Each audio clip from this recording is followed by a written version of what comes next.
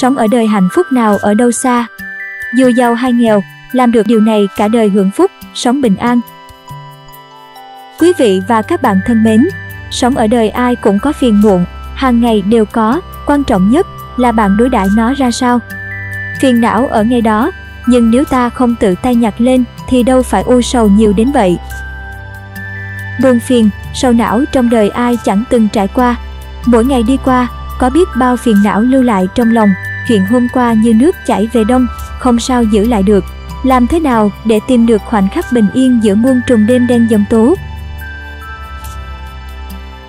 Chào mừng quý vị và các bạn đã quay trở lại với Circle Voice, kênh chia sẻ kiến thức qua những cuốn sách hay, những câu chuyện ý nghĩa trong cuộc sống. Cuộc sống vội vã, kiếp người bé mọn, ngoảnh đầu lại đã hết nửa đời người. Thời gian trôi nhanh như bóng câu lướt ngoài cửa sổ. Hôm qua còn vui vầy cùng bè bạn mà hôm nay đã đôi ngã chia ly. Người cũ lâu không gặp, chuyện cũ lâu không bàn. Chớp mắt một cái, nhìn quanh mình chẳng còn lại mấy ai. Có nhiều người cứ mãi ngập chìm buồn phiền trong vài chuyện nhỏ, thực là quá hoang phí thời gian sống của đời người. Thời gian không đợi một ai, một sớm soi gương thấy tóc mình điểm bạc, hồng trần có khác nào cõi mộng vậy thôi. 1. Cứ mãi muộn phiền là vì tâm chẳng chịu buông. Quý vị và các bạn hãy cùng Circle Voice lắng nghe và suy ngẫm nhé. Khi bạn buồn phiền, hãy nghĩ cuộc sống là phép trừ, gặp một lần bớt một lần, còn có gì phải khổ não đây. Không quên ơn người giúp mình, không trách móc quá khứ của người khác, không giữ mãi trong lòng hận thù với người khác, tự khắc bạn sẽ thấy cuộc đời sao mà an yên, bình lặng đến vậy. Khi bạn gặp phải chuyện đau buồn, không như ý, hãy nghĩ rằng cuộc sống chính là một lần phải vượt qua. Kiếp người khi đến tay không, ra đi cũng tay không, không mang đến hạt cát mà cũng không mang đi một áng mây nào. Khi bạn bất mãn, hãy nghĩ đến những người nghèo khổ, kém may mắn hơn mình, biết đủ mới là hạnh phúc. So với người bệnh, hạnh phúc của ta là sống khỏe mạnh. So với người đã khuất, hạnh phúc của ta là còn sống. Người ta muốn sống tốt thì tâm phải giản đơn, phải khờ khạo một chút. Khi bạn cảm thấy không vui, hãy tự hỏi rằng mình còn lại bao nhiêu ngày để có thể dằn vặt. Nghĩ kỹ rồi, bạn sẽ không buồn nữa. Đồng hồ cát kia đâu có lúc nào ngừng rơi, thời gian vô tình chẳng biết chờ ai. Khi bạn tức giận, hãy nghĩ rằng liệu có cần phải khổ tâm vì một người không đáng hay không. Ăn ngon, ngủ ngon, chăm sóc tốt bản thân, biết cách tiêu tiền là được rồi. Khi bạn muốn so đo tính toán, hãy nhớ lại rằng con người đến thế gian này đều là tay trắng, hà cớ gì phải tính toán thiệt hơn, không chịu nhường một bước. Nói nhiều sẽ làm tổn thương người khác, so đo nhiều lại tổn hại tinh thần, vừa hại người lại hại mình, kết quả là hao tâm tổn sức. Một đời người thực ra chỉ cần không làm chuyện hổ thẹn với lương tâm, tự tại an nhàn đã là quý lắm rồi. Hãy sống sao cho thật vui vẻ, có cơm thì ăn, buồn ngủ thì lên giường, có quần áo để mặc, có núi để leo, có nước để uống, có sách để xem, có việc để làm, có đường để đi, có người làm bạn là tốt nhất.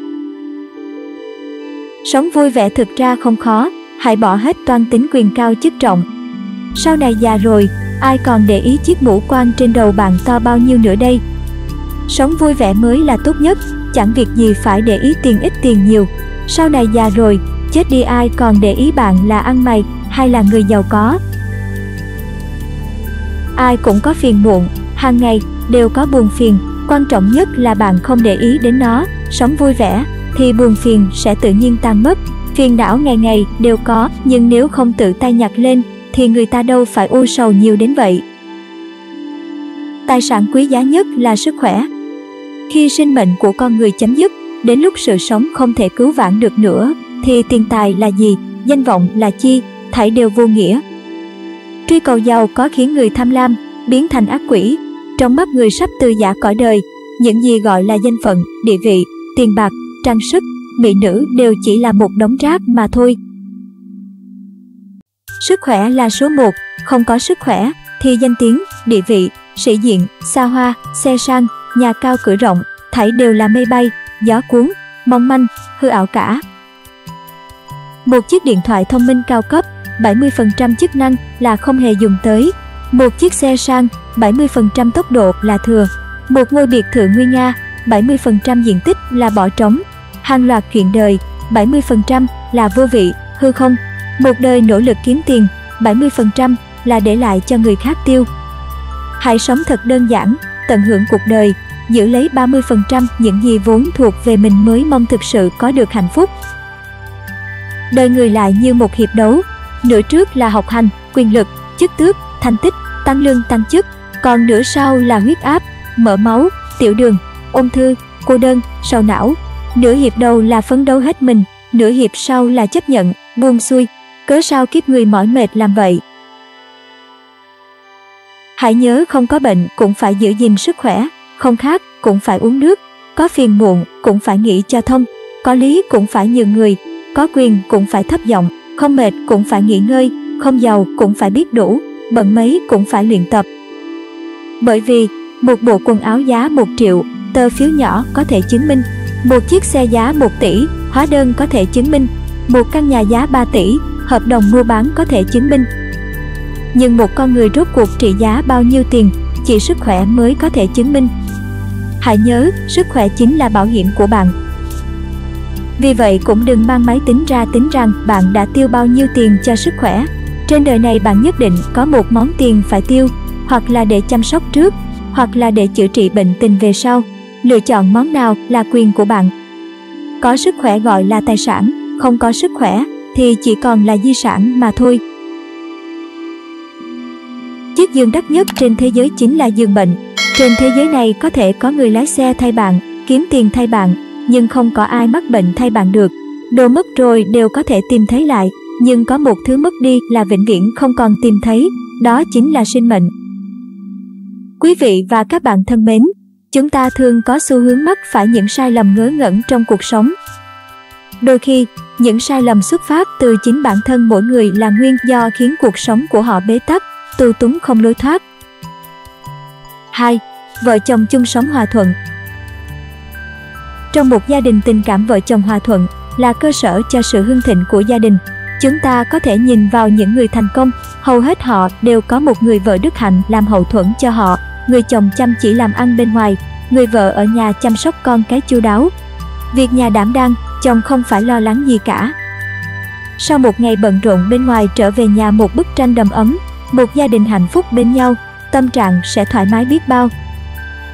Ngược lại, nếu trở về nhà mà trong lòng rối bời, không được yên tĩnh nghỉ ngơi, ồn ào náo nhiệt hơn cả bên ngoài, đối mặt với một gia đình như vậy, thể chất và tinh thần đều bị ảnh hưởng xấu. 3. Phong cách gia đình tốt. Gia đình nề nếp cũng rất quan trọng. Chúng ta đều biết rằng Tăng Quốc Phiên là một trong những người thành công nhất trong lịch sử.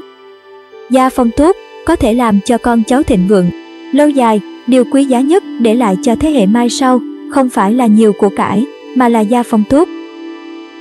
Của cải, sớm muộn gì cũng sẽ bị phung phí, nhưng một gia đình nề nếp có thể duy trì sự phát triển lâu dài của một gia tộc. Nề nếp gia đình tốt cho phép các thế hệ tương lai thiết lập một cái nhìn đúng đắn về giá trị cuộc sống, đồng thời ngăn họ đi chệch hướng và sai lầm. 4. Không có thói quen xấu. Chúng ta đều biết bao nhiêu gia đình hạnh phúc đã bị nạn cờ bạc làm hại. Một khi đã nghiện cờ bạc thì rất khó bỏ, chỉ càng lún càng sâu, không thể tự thoát ra được. Cờ bạc là một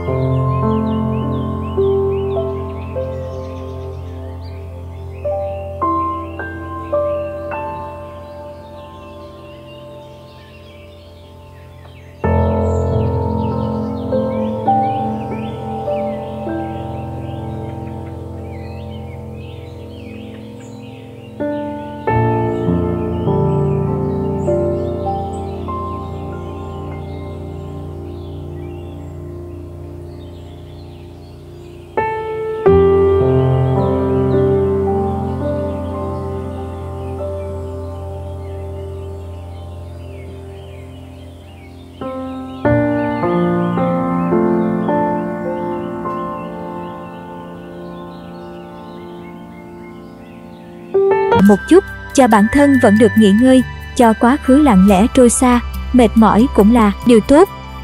Nó nhắc nhở chúng ta, hãy bước chậm lại một chút cho mình thêm chút hy vọng và dũng cảm đối mặt với một sự khởi đầu hoàn toàn mới. Sống là lựa chọn thái độ của bản thân để hoàn thành những trách nhiệm cuộc sống trao cho mình. Vậy, con người đâu cần phải quá đẹp, chỉ cần có người yêu thương và trân trọng mình là đủ.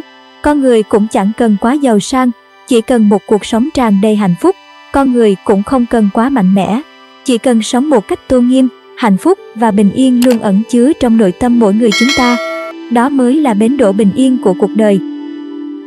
Cuộc sống luôn trao cho chúng ta những trách nhiệm khác nhau.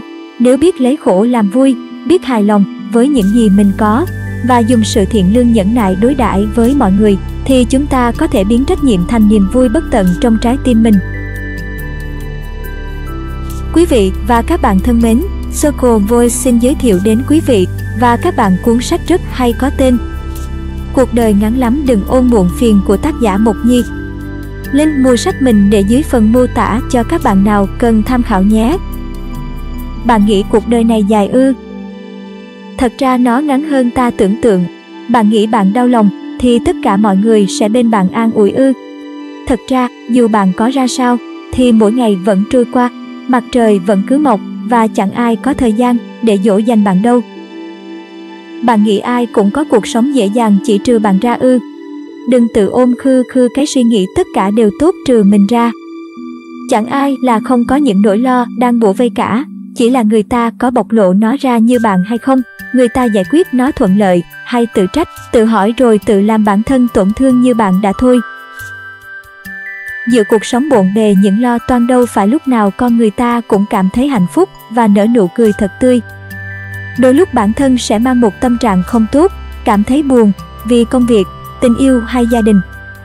Trong những phút yếu lòng ấy chúng ta sẽ cần một ai đó ở bên để san sẻ hay chỉ muốn khóc thật to một mình.